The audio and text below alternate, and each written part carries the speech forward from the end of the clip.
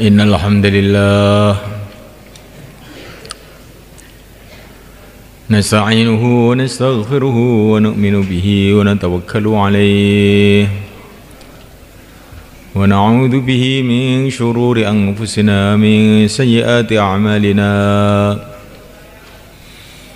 man yahdihillahu fala mudilla lahu wa man yudlil fala hadiya lahu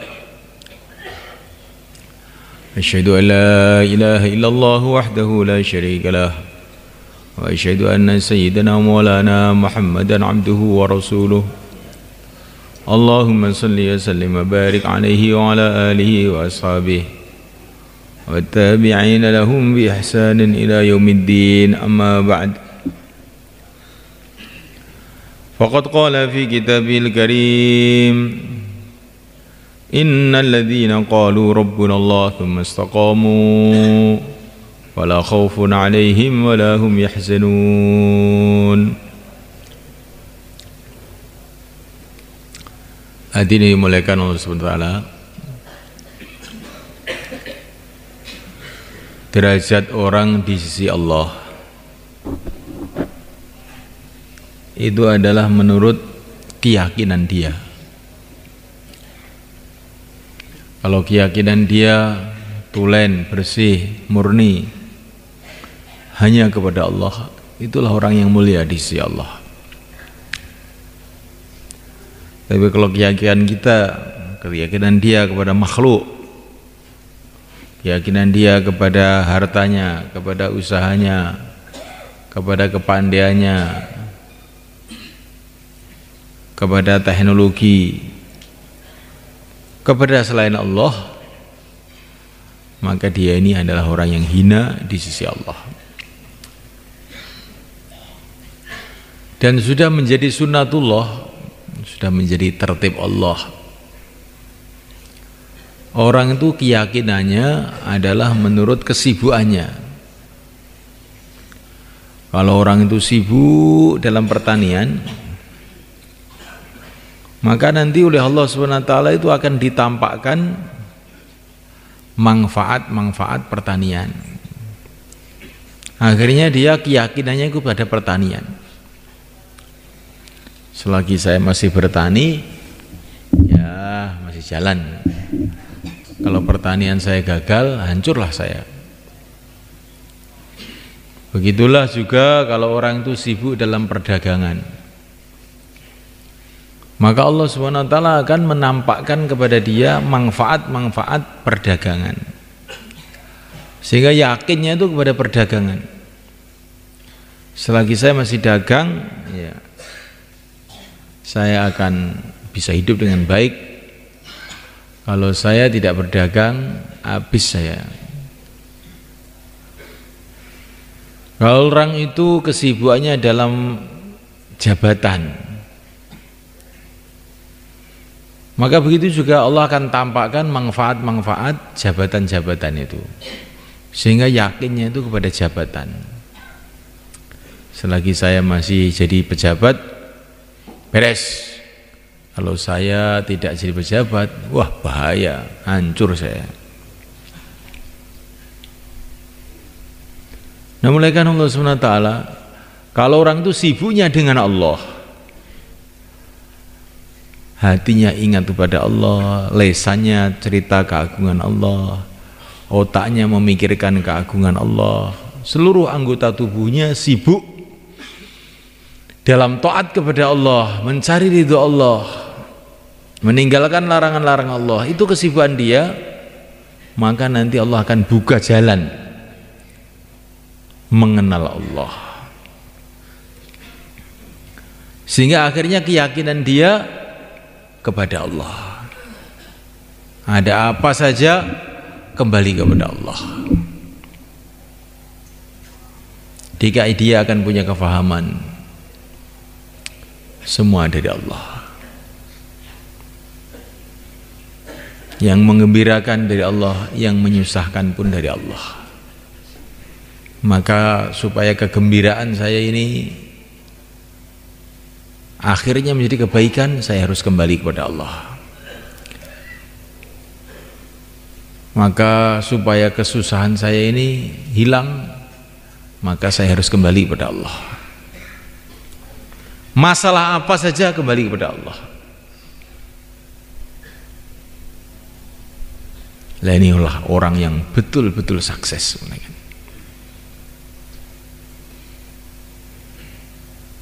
Orang yang yakinnya kepada Allah inilah orang yang sukses. Orang yang yakinnya kepada makhluk, sebetulnya dia ini tertipu.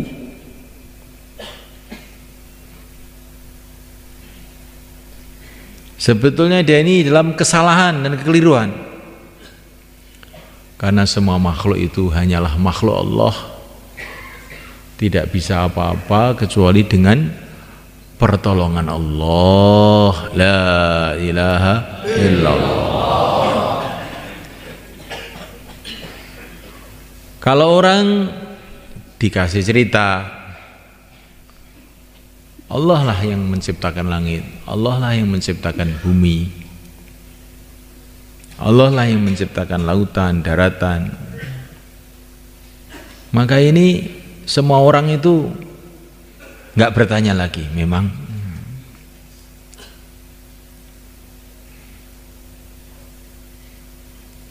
karena tidak ada manusia manapun, tidak ada negara manapun, tidak ada ahli teknologi manapun yang mengaku menciptakan bumi, langit, bulan, bintang, gunung-gunung, nggak ada. Semua orang mudah paham perkara ini.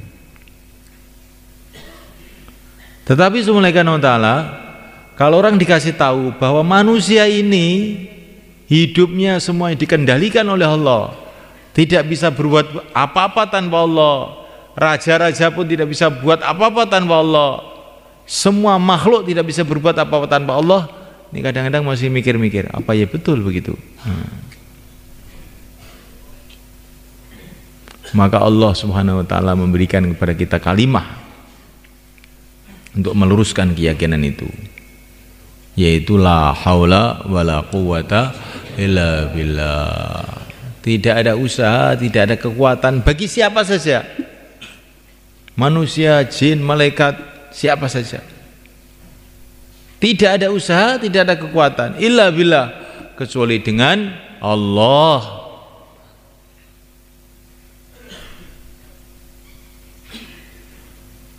Ini kita ini tidak bisa apa-apa tanpa Allah. Mengedipkan mata saja tanpa Allah nggak bisa. Menggerakkan mulut kita tanpa Allah nggak bisa. Bahkan hati kita ini tidak bisa punya keinginan baik kecuali dengan pertolongan Allah. Wa ma tasyauna illa ayyasha Allah. Berkeinginan saja manusia itu nggak bisa tanpa Allah.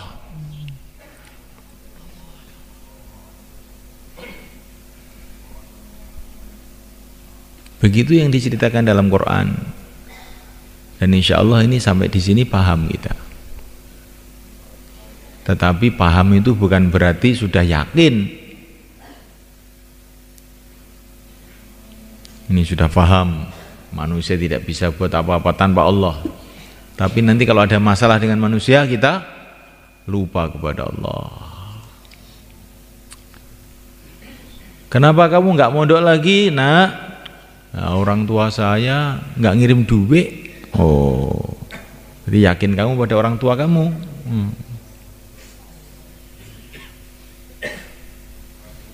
Yakin kamu pada orang tua kamu. Maka ini harus perbanyak la haula wala quwata illa billah. Nanti kalau kita keluar di mahalah-mahalah itu, kita akan mendengar orang-orang mengeluh. Sebetulnya di sini ini saya sudah usaha banyak karkun di sini, tapi karena takmir masjidnya tidak paham, Pak Lurah tidak paham, Pak Kiai pun marah, maka amalan tidak hidup. La haula wala quwata illa billah. Pak Lurah, Pak Kiai, takmir masjid, semua manusia hatinya di tangan Allah. Kembalilah kepada Allah dalam segala masalah. Kalau kita dakwah, orang-orang menentang, fa in tawallau faqul hasbiyallah la ilaha illahu alaihi tawakkaltu wa huwa rabbul arsyil azim. Kalau orang-orang berpaling, hai Muhammad, orang-orang menentang, katakan hasbiyallah, cukup Allah. Alaihi tawakkaltu, hanya kepada Allah aku bergantung. Wa huwa rabbul arsyil azim, dialah Allah, Rabbnya arasy yang agung.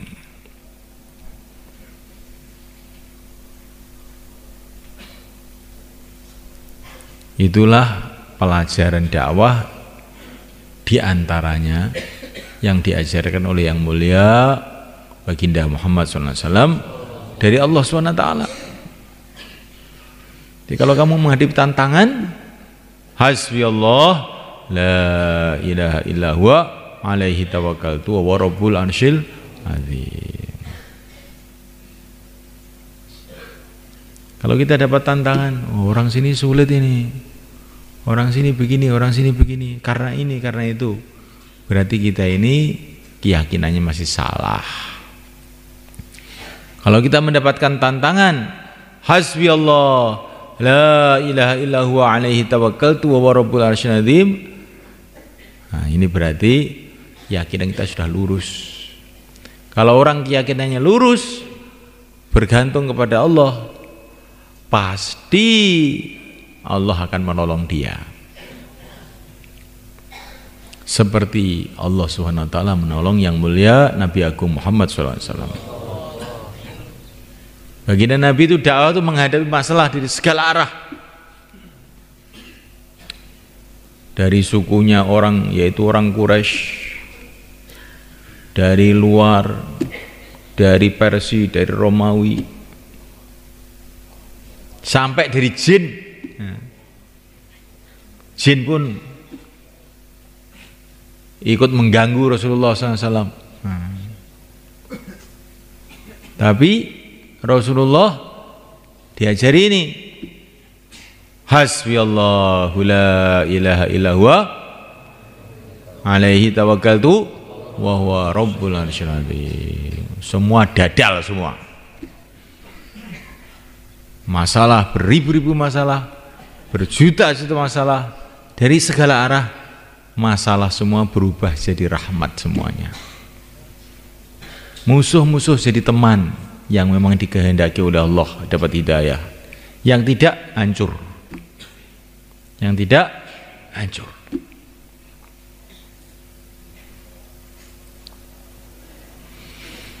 Nah ini kita belajar, mau keluar jalan Allah untuk belajar itu. Ada masalah, kembali kepada Allah. Baik masalah dengan orang yang sudah kenal dakwah, masalah dengan orang yang belum kenal dakwah, masalah dengan orang kafir, masalah dengan Amerika, Cina, Belanda, demit, setan, peripayangan. Hasbiyallahu la ilaha illa huwa alaihi tawakkaltu wa huwa rabbul arsyil azim. Semua. Kalau masalah itu dengan karkun, karkun itu pun tidak bisa buat apa-apa tanpa Allah. Katakanlah hasbiyallahu la ilaha illa huwa alaihi tawakkaltu wa rabbul arsyil azim. Masalah dengan takmir masjid itu pun makhluk Allah, enggak bisa apa-apa tanpa Allah. Hasbiyallahu la ilaha illa huwa alaihi tawakkaltu wa rabbul arsyil azim. Masalah dengan siapa saja, dengan jin sekalipun, hasbiyallahu la ilaha illa huwa alaihi tawakkaltu wa rabbul arsyil azim. Masalah dengan istrinya, gimana? Istri itu makhluk atau bukan tuh? Makhluk ya.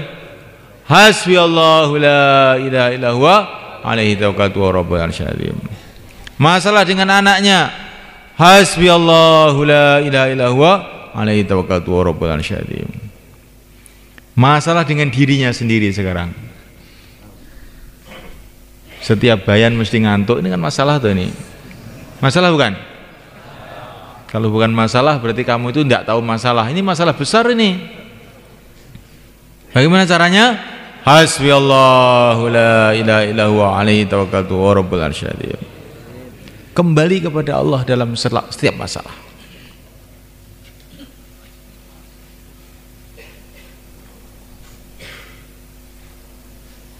Tadi ada orang laporan. Mana tadi orang Purwodadi? Mungkin masih di sini orangnya. Masih ada nggak? Orang Purwodadi? Nggak ada. Itu saya dakwah orang-orang kampung marah. Masjid saya mau dibongkar. Loh, masalah dari mana itu? Dari orang kampung. Hasbiyallahu la ilaha illa huwa alaihi tawakkaltu wa rabbul arsyil azim. Masalah itu dari Allah, bukan dari orang kampung. Allah menggerakkan orang kampung untuk menguji kita. Bisa hasbiyallah atau tidak? Kalau ada Allah menggerakkan orang kampung, terus kita bisa hasbiyallah, lulus. Allah menggerakkan siapa saja untuk menguji kita. Mungkin menggerakkan anak kita, mungkin menggerakkan istri kita, mungkin menggerakkan tetangga kita, mungkin menggerakkan karkun, non karkun. Bagaimana? Hasbiyallahu la ilaha illa huwa alaihi tawakkaltu wa rabbul arsyil azim. Setelah itu terus sibuk dalam perbaikan amal. Allah mendatangkan masalah-masalah ini sebabnya dua. Allah mendatangkan masalah-masalah pada orang-orang suci, yaitu para nabi, untuk meningkatkan derajatnya. Kalau kepada kita tidak begitu. Allah mendatangkan masalah-masalah kepada kita untuk membersihkan dosa-dosa kita. Maka dicek, kalau ada masalah itu dicek. Pertama kali cek keyakinan. Hasbiyallahu la ilaha illa huwa alaihi tawakkaltu wa rabbul arsyil azim. Kemudian cek ibadah. Ini seperti ke dokter tuh gitu, dicek dulu. Ini kok sakit itu, cek apa? Cek darah, cek kencing, cek berak. Cek apa-apa. Sekarang begitu. Amalan terus pertama kali cek iman. Yakinnya kepada Allah apa yakinnya sama makhluk? Kalau yakinnya kepada makhluk, cepat-cepat tobat. Astagfirullah, astagfirullah. Hasbiyallahu la ilaha illa huwa alaihi tawakkaltu wa rabbul arsyil azim. Kemudian cek ibadah, ibadahnya benar enggak? Nah, dicek ibadah. Wudunya benar enggak? Kalau wudu mestinya 1 dayung cukup, terus ngambil 5 dayung, padahal itu air umat, harus tobat. Harus tobat. Itu air umat. Wudu cukup 1 dayung, lebih dari itu kamu udah dosa itu.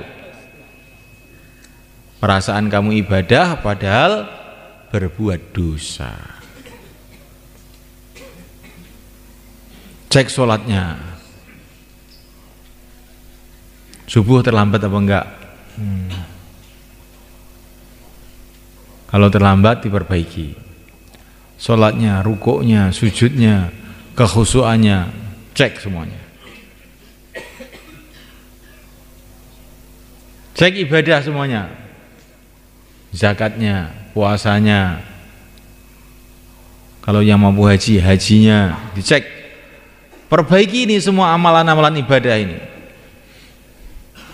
Karena kalau amalan ibadah tidak kita jaga, maka ini bahaya. Akan mendatangkan musibah-musibah dalam kehidupan kita. Jaga ibadahnya sungguh-sungguh. Yang sudah kadung bolong-bolong, tidak tertib, nah kita taubat. Sekarang kita tertibkan ibadah kita. Insyaallah mulai kan? Kemudian ketiga, cek muamalah. Yang masuk dalam mulut kita ini betul-betul halal atau tidak? Dagangnya halal betul tidak? Orang itu pikirnya kalau dagang sudah dapat laba, bisa bikin perusahaan sukses. Tidak, belum sukses. Kalau dagangnya halal 100%, berarti itu sukses. Kalau dagangnya ada ribanya, itu tidak sukses. Walaupun kamu dapat laba banyak, tetapi kamu bermasalah dengan Allah, tidak sukses. Hasilnya tiap hari 10.000 halal, sukses. Hasilnya setiap hari 100 juta campuran riba, itu adalah gagal. Cek muamalah, bersihkan betul muamalahnya. Kalau muamalah kita ternyata ada yang tidak benar, istighfar, tobat kepada Allah SWT. Insyaallah mulai kan? Kemudian cek muasyarah. Yang ketiga, cek muasyarah. Muasyarah itu sopan santun dengan sesama manusia, sesama muslim. Bagaimana kita punya sopan santun dengan orang tua, dengan istri, dengan anak, dengan teman atau tidak? Apa kita ini sering berkata yang menyakitkan hati orang Islam? Nah, dicek. Kita muasyarahnya benar atau tidak? Masih gunjing orang atau tidak? Masih suka nipu atau tidak? Dicek muasyarahnya ini. Karena muasyarah yang buruk mengakibatkan datangnya musibah pada kita. Muasyarahnya dicek. Jangan gunjing orang lagi, jangan bohong lagi. Kalau keluar bawa HP itu berarti bohong. Loh, kok bohong, Pak? Iya.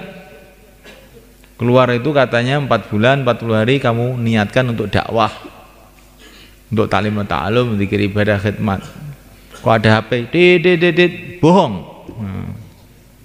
Ini kita ini telah membohongi diri kita sendiri. Tidak konsekuen, tidak disiplin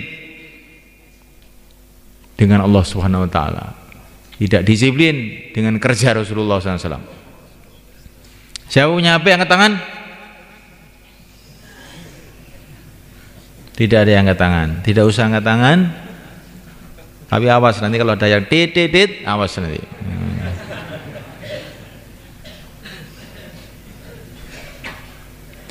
Kita keluar ini mau belajar hubungan dengan Allah, bukan mau belajar ngapalkan nomor HP. Kita mau belajar nomor-nomor langit itu apa? Bagaimana itu nomor langit itu? Katanya Maulana Umar, nomor langit itu yang pertama, yang paling penting itu 2, 4, 3, 4. Nah, itulah sholat 5 waktu.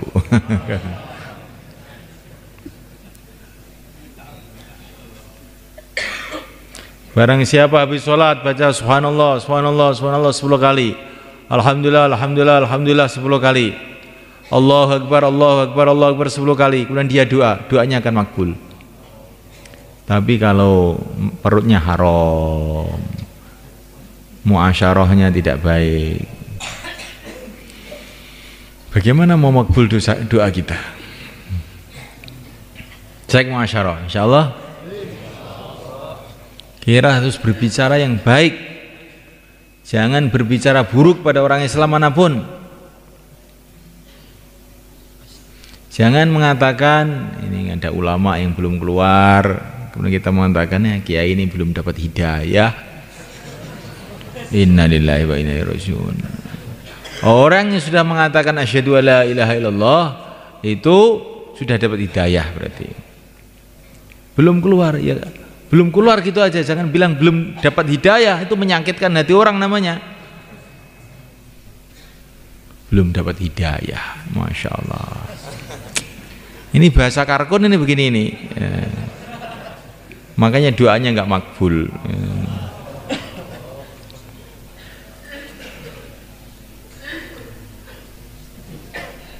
Kepada temannya sendiri, ini karkun sejuk, ini karkun panas, karkun anget, karkun apa. Ini tinggalkan itu kata-kata itu. Insyaallah mulai kan? Dan kata-kata karkun itu sendiri tinggalkan. Karena itu kata-kata itu akan memecah belah umat, seolah-olah kita ini kelompok tersendiri. Tidak. Orang yang sudah pernah keluar, orang yang belum pernah keluar, gitu aja. Jangan bilang karkun apa karkun itu. Syekh Ilyas rahimahullah ditanya, ini gerakan kamu itu namanya apa? Tidak ada namanya.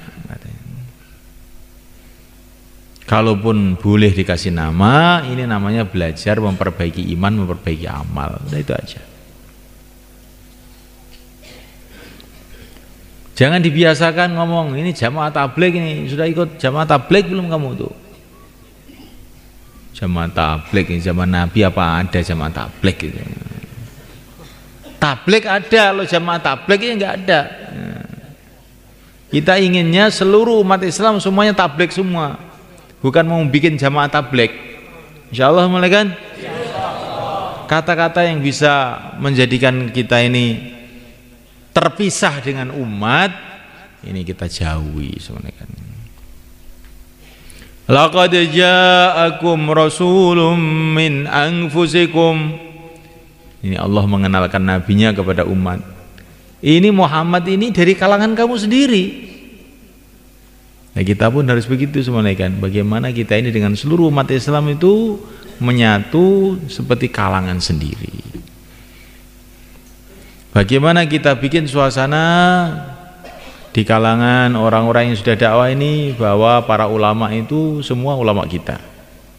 Bagaimana kita buat suasana di kalangan para ulama bahwa orang-orang dakwah itu murid-murid saya itu nggak apa-apa, insya Allah nggak apa-apa. Itu murid-murid saya, sering ke tempat saya. Itu yang dikehendaki para masyayikh itu begitu. Insya Allah mulai kan? Jangan sekali-kali kita bikin kelompok. Ini akan jadi musibah kepada kita, karena yadullah ma'al jamaah. Kita ini dengan seluruh umat Islam itu harus berjamaah. Seluruh umat Islam di mana saja kita cintai mereka sesuai dengan tingkatannya masing-masing. Orang baru asyhadu alla ilaha illallah wa asyhadu anna Muhammadar Rasulullah, harus kita cintai. Kalau dia sholat, maka cinta kita harus kita tingkatkan. Kalau dia mau zakat, cintanya harus tambah. Kalau dia ulama, cintanya harus tambah. Kalau dia orang takwa, cintanya harus tambah. Sesuai derajat agamanya masing-masing. Insyaallah mulai kan? Ini muasyarah. Kemudian yang terakhir, cek akhlak. Cek akhlak. Saya ini masih ada akhlak itu sikap hati. Tawadhu, ya, merasa orang lain itu lebih baik, apa saya itu merasa saya lebih baik. Kalau saya merasa saya lebih baik, berarti saya ini sombong. Orang sombong nggak akan dapat nusratullah. Itu lebih baik dari saya, itu lebih baik dari saya. Sampai yang ngantuk tidur itu pun lebih baik dari saya. Karena dia malam banyak tahajud sehingga akhirnya tidur. Atau karena dia sangat cerdas sehingga sudah hafal semua, sehingga tidak mau dengar. Itu lebih baik dari saya. Insyaallah. Kalau ada orang tuh kelihatan kepalanya berat sehingga terus ditaruh di bawah, terus ini orang lebih baik dari saya. Ini berarti otaknya banyak sehingga terasa berat ini kepalanya. Ilmunya ini banyak ini. Kalau saya ilmunya sedikit, maka enteng kepalanya.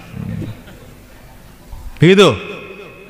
Ini untuk santri khusus ini, orang-orang kampung jangan marah, ini untuk santri khusus.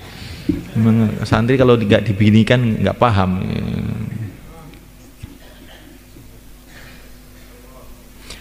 Jadi semulaikan Allah Subhanahu wa taala, kalau kita ini dalam menghadapi masalah kembali kepada Allah. Cek ibadah kita, cek muamalah kita, cek muasyarah kita, cek akhlak kita. Apapun masalah yang kita hadapi, akhirnya selesai. Insyaallah malaikat. Sebagaimana yang mulia Nabi Agung sallallahu alaihi wasallam. Sebagaimana para sahabat, sebagaimana orang-orang soleh terdahulu, ketika mereka pegang agama itu sungguh-sungguh. Bukan para nabi itu tidak punya masalah, banyak masalah, tapi masalahnya semua selesai dengan baik. Bukan para wali-wali Allah itu nggak punya masalah, banyak masalah. Asyaddun nasi bala'an al-anbiya tsummal amsal tsummal amsal. Para nabi itu masalah paling banyak. Kemudian orang-orang yang mulia-mulia pengikut mereka itu yang paling banyak masalah. Tapi ketika mereka dalam menghadapi masalah kembali kepada Allah, perbaikan amal, akhirnya semua masalah selesai. Insyaallah kita niat belajar semuanya kan.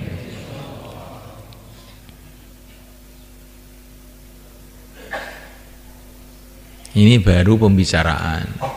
Prakteknya nanti di dalam kita keluar di jalan Allah.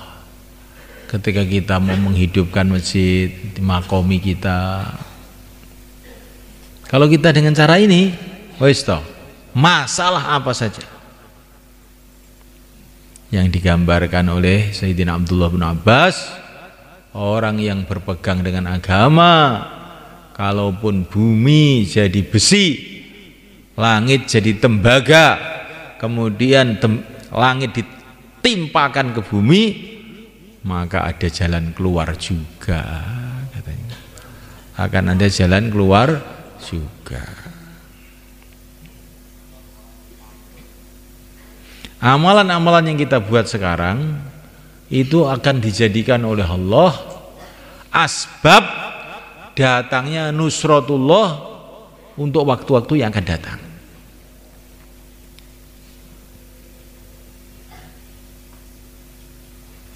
Amalan yang kita buat malam ini nanti akan dijadikan asbab oleh Allah datangnya pertolongan-pertolongan Allah untuk besok. Amalan yang kita buat besok akan jadi asbab datangnya pertolongan-pertolongan Allah pada waktu malamnya. Terus begitu sampai kiamat, sampai akhirat. Maka Nabi bercerita ada 3 orang yang masuk gua karena kehujanan dalam perjalanan. Kemudian guanya amblek, tertimbun batu. Tapi orang 3 ini semua punya amalan. Maka dia berdoa, ya Allah, saya itu punya amalan khidmat sama orang tua saya habis-habisan. Ringkasnya begitu panjang ini. Kalau amalan saya ini engkau terima ya Allah, bukalah pintu gua ini. Batu yang menutup gua ini engkau buka. Maka kretek, terbuka sedikit. Yang satu, ya Allah, saya dulu mau berbuat zina ya Allah, saya sudah bayar mahal, tapi ketika mau berbuat zina teringat engkau enggak jadi. Ya Allah, kalau ini engkau terima ya Allah, kalau ini ikhlas karena engkau, bukalah pintu gua ini. Kretek, buka lagi. Satu lagi doa, ya Allah, saya dulu punya buruh ya Allah, dia punya uang di tempat saya, uangnya saya jaga, saya kembangkan sehingga jadi banyak dan semua saya serahkan sama dia. Ya Allah, kalau ini ikhlas karena engkau, bukalah pintu gua. Kretek, keluar.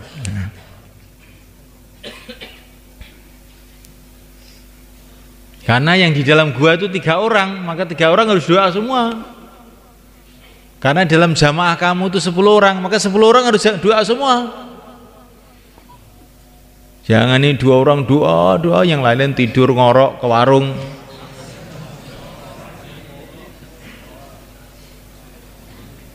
Tiga orang masuk gua, maka 1 orang doa gretek, tapi belum bisa keluar. 2 orang doa gretek, belum bisa keluar. 3 orang semua doa, brul, keluar. Maka orang dakwah ini bukan hanya doa, tapi doa ngajak doa. Bukan hanya perbaikan dan ngajak perbaikan. Dimulai daripada orang-orang sekitar kita sendiri. Insyaallah malaikat.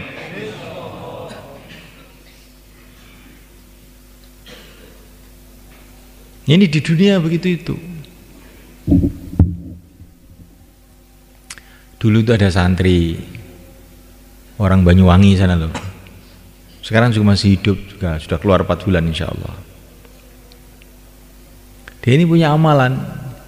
Setiap malam dia baca doa Hizb Bahar, ya Ali, ya Azim, ya Halim, ya Alim, di mana doa ini termasuk bagian dari doa-doa para sahabat Ala Ibn Hadrami. Dia istiqomah itu, mulai di pondok itu sudah istiqomah begitu. Akhirnya dia pulang ke Banyuwangi sana. Terus dengan beberapa temannya cari ikan ke lautan, naik kapal. Di tengah lautan kapalnya pecah. Semua temannya habis nggak tahu kemana. Tapi dia itu tahu-tahu ingat-ingat sudah di pantai tidur. Loh, saya kok tidur di sini tadi bagaimana? Bagaimana kapal saya? Bagaimana teman saya? Temannya kapalnya sudah habis. Wassalam. Ini dia selamat. Ini barokahnya menjaga amalan. Bukan kalau sudah dapat masalah baru Allahumma Allahumma, bukan begitu. Waktu masih longgar ini buat doa-doa yang kuat dengan istiqomah. Nanti waktu ada masalah Allah jadikan amalan kita asbab datang pertolongan Allah. Beberapa tahun yang lalu saya kenal nih orang Surabaya ini. Dia istiqomah dalam dakwah. Tapi dia ini punya keampuhan. Istrinya itu beranak terus saja. Nggak tahu tuh, padahal dia itu keluar aja, tapi kok istrinya kok terus brodul terus itu. Akhirnya anak ke berapa, 8 pas 9 mau melahirkan tuh istrinya nggak bisa melahirkan. Dibawa ke dokter, dokternya bawa pulang, ini sudah terlalu ini, terlalu banyak melahirkan, istri kamu nggak bisa melahirkan. Emang dokternya kurang ajar juga itu. Beberapa dokter itu begitu, kamu bawa pulang, sudah. Orang nggak mau KB, setelah nggak bisa melahirkan datang sini, dimarahi sama dokter itu. Zaman dulu dokter-dokterannya itu dokter degleng. Akhirnya dia marah, oh kurang ajar makhluk-makhluk ini. Langsung istrinya diajak pulang sampai di rumah. Ya Allah, barokahnya saya 4 bulan ya Allah, kalau engkau terima keluarkan anak saya ini. Cenger langsung keluar. Ya, gitu. Tapi 4 bulan yang toleh 4 bulan dikurangi HP 10 menit, 30 menit, 3 jam, 4 jam, 5 hari. Itu apa yang 4 bulan itu? Siapa punya HP angkat tangan? Amanahkan, jangan dibawa keluar, insya Allah. Nanti dihitung malaikat bukan keluar 4 bulan.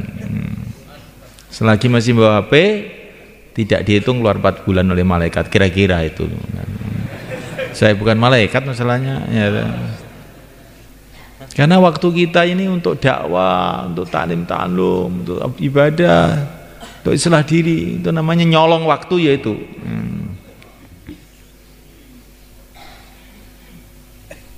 Ini di mana-mana itu ya nggak apa-apa kok, keluar bawa HP itu di mana-mana nggak apa-apa kok, di Temboro aja itu dipermasalahkan. Lah bagi pengen apik kok ora wis teko aku ya. Kamu pengen baik apa enggak? Saya tanya Rasulullah tuh kalau keluar bawa HP enggak? Para sahabat keluar bawa HP enggak? Wali Songo keluar bawa HP enggak? Wes pengen dadi apa saiki wis. Aja ngengkel ae, wong iki nek ngengkel wis ora dadi. Golek alasan. Oh, tuh di mana-mana juga tidak dilarang apa. Saya ke India bawa HP ya orang-orang diam saja.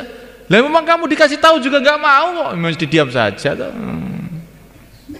Insyaallah malaikat.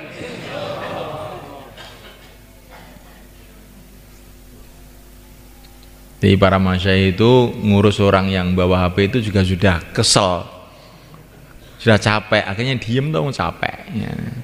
Jadi bukan berarti baik.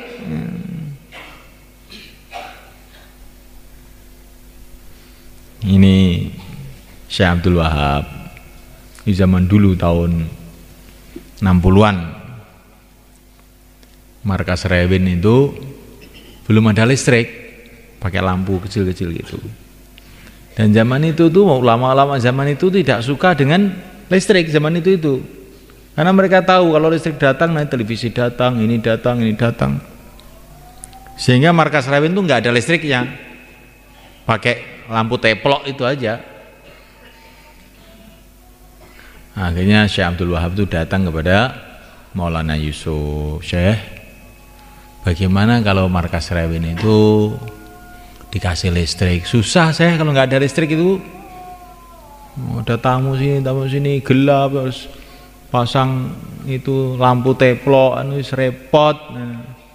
Orang luar negeri juga sudah banyak, kepanasan, nggak ada kipas. Maka saya Yusuf tersenyum, ya boleh saja pakai listrik, tapi saya ingin cerita dulu. Ini ada satu negara, zaman dulu itu dongengnya anak kecil sebetulnya, tapi itu untuk perumpamaan, bukan betulan, ini dongeng. Ada anak kecil, ada satu negara, di situ ada kiainya. Kiai itu bilang, ini negara ini sudah beberapa tahun tidak hujan. Tidak ada hujan di negara ini, kekeringan di mana-mana. Tapi sebentar lagi akan ada hujan. Tapi hujan ini bahaya. Siapa saja yang minum air hujan ini, dia akan jadi gila. Sebentar lagi ada datang hujan. Maka kiai ini pun cerita sama rajanya, sama menteri-menterinya, termasuk perdana menterinya, dikasih tahu, ini akan ada hujan, siapa yang minum air hujan itu langsung gila. Akhirnya betul datang hujan, semua rakyat senang minum semua. Ya. Akhirnya rakyatnya gila semua. Ya. Yang tidak gila cuman 2 orang, rajanya sama perdana menterinya. Semua sudah gila semuanya karena minum air hujan itu. Maka akhirnya perdana menteri pun datang pada raja, tuan raja, sekarang seluruh negara sudah gila semua. Yang tidak gila cuma saya dengan kamu. Terus bagaimana ini? Wah, nggak punya teman kalau nggak gila kita. Udah minum aja lah bareng-bareng biar gila semua aja. Itulah keadaan kita sekarang itu semua kan. Sebetulnya tahu kita ini kalau televisi itu nggak baik, HP itu tidak baik, sudah tahu, tapi nggak ada temannya. Gimana ya, ikut gila aja bareng-bareng. Halo. Begitulah keadaan kita sekarang itu semua kan.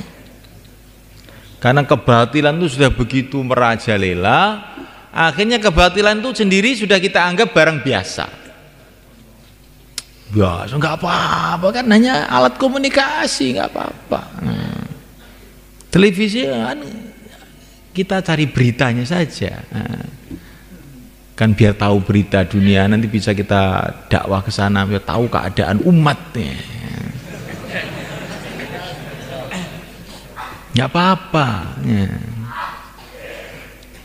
Lama-lama umur kita dirampok sama televisi itu, sama radio, sama koran, sama majalah, habis umur kita.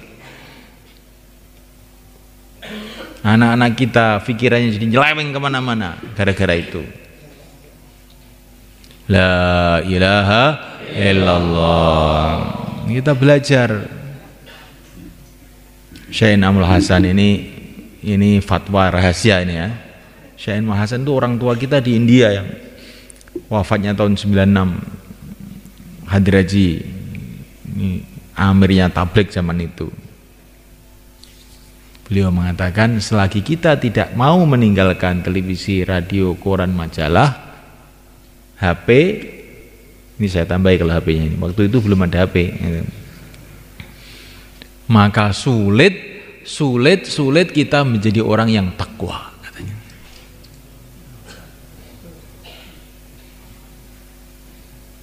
Insyaallah mulai kan? Lah kita ini ingin takwa apa tidak? Kalau ingin takwa kita tinggalkan barang-barang yang ganggu pikiran kita ini. Terutama dimulai dari kita keluar ini. Insyaallah mulai kan? Lah kalau sudah takwa, wa may yattaqillah yaj'al lahu makhraja wa yarzuqhu min haitsu la yahtasib. Allah akan kasih jalan keluar dari seluruh kesulitan kita. Kalau dakwah ada kesulitan, kesulitan akan selesai. Ngaji ada kesulitan, kesulitan ngaji pun akan selesai. Ngapalkan Quran ada kesulitan, masalah itu pun akan selesai. Apa saja kesulitan dikubur pun selesai, di padang mahsyar pun selesai, sampai kita menghadap pada Allah di surga Allah. Syaratnya takwa. Lah takwa itu kalau kita ingin takwa, syaratnya barang-barang yang mengganggu pikiran kita, hati kita yang kita buang. Kita mulai dari keluar ini. Insyaallah mulai kan? Ini maksudnya kita keluar ini barang-barang yang ganggu hati kita sehingga hati kita lupa kepada Allah, kita buang. Yang mengganggu pikiran kita sehingga kita ini mikir dunia saja nggak mikir akhirat, kita buang. Itu maksudnya kita keluar begitu. Sehingga selesai 4 bulan, selesai 40 hari kita berubah. Jadi orang yang takwa, senantiasa ingat kepada Allah, meninggalkan seluruh maksiat, senantiasa taat kepada Allah. Akhirnya doa-doa makbul, barokah datang dari segala arah. Itulah maksudnya. Iki bayan apa nyeneni wong to jane? Loro-lorone. Yo bayan yo nyeneni. Ini bayan bayan sing lembut-lembut tok wis gak ning peningkatan nih. Gitu. Ini bayi dikasih susu cocok. Nah ini sudah umur 40 tahun, 50 tahun kasih susu aja.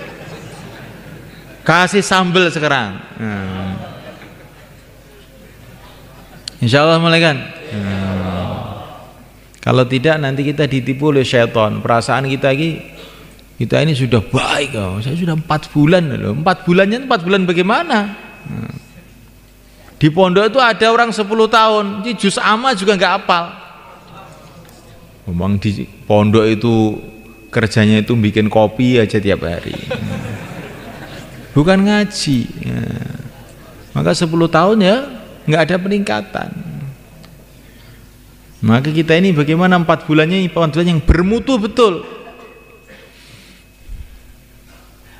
Ada orang Arab keluar 4 bulan di Rewin, setelah keluar 4 bulan mau pulang ditanya sama Syekh Abdul Wahab, bagaimana kesannya 4 bulan? Saya itu 4 bulan nggak ada kesan, Syekh. Nggak ada kesan gimana? Ya, iman saya tetap merosot, amalan juga tidak ada peningkatan apa-apa. Oh begitu ya. Asib. Kamu tiap hari jauhlah enggak? Ya kadang-kadang jauhlah, kadang-kadang tidak saya. Taklim bagaimana? Tiap hari taklim?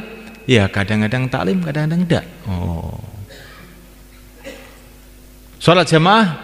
Ya kadang-kadang iya, kadang-kadang tidak. Tahajudnya bagaimana? Ya kadang-kadang tidak, kadang-kadang iya.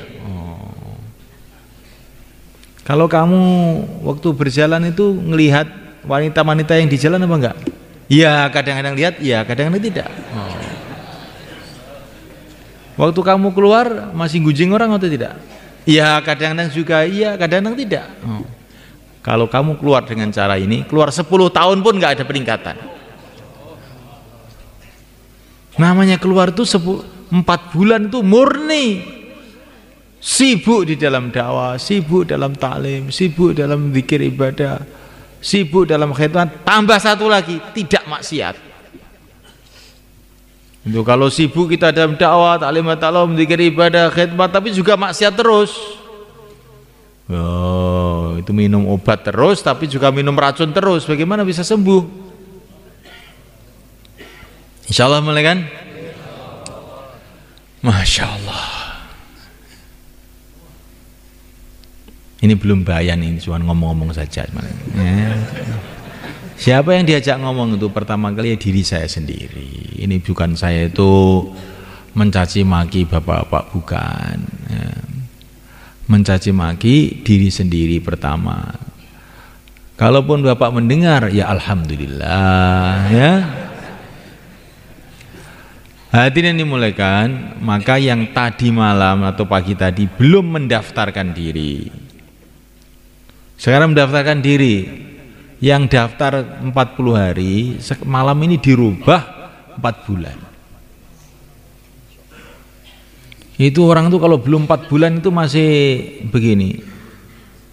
Atau 4 bulan, 4 bulannya dulu masih model orang Arab tadi, itu sekarang di 4 bulankan lagi.